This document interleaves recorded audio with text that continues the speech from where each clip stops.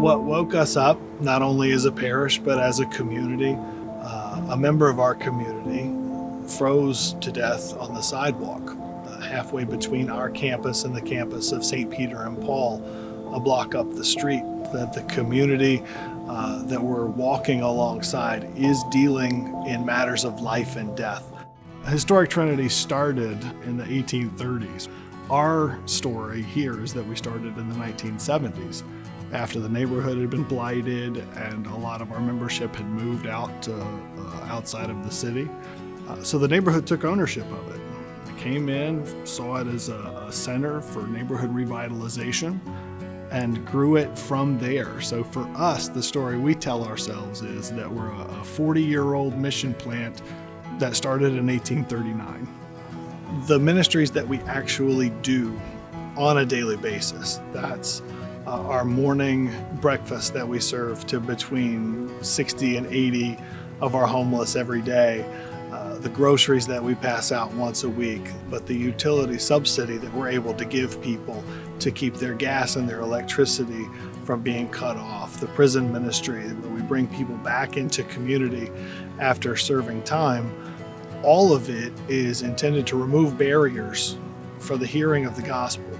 Yeah, Trinity Soup Alley, we currently do it 5 days a week, where the guys can come up, they get a sack lunch, but also they can get hygiene kits, things like socks, t-shirts, underwear, and that and our coffee. A lot of guys say, you guys got the best coffee in Soulard. So that always makes me feel good that they enjoy this. We don't actually serve the poor.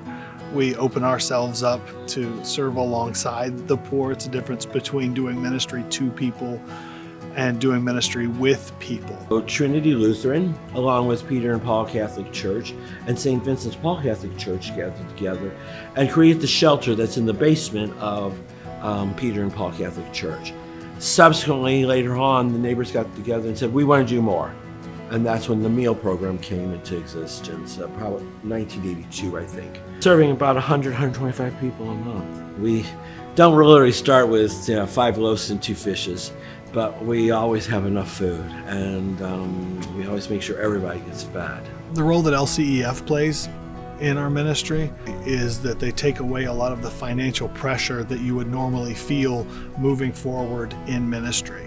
It's one thing to work with a bank who will loan money but is less interested in the ministry itself and more interested in the dollars and cents. We're in the process of renovating one of our buildings to be a community center specifically for that growing and inclusive community that we talked about earlier. We're leaning heavily on LCEF, not just to provide the financial availability for us to do that, but also to partner with us.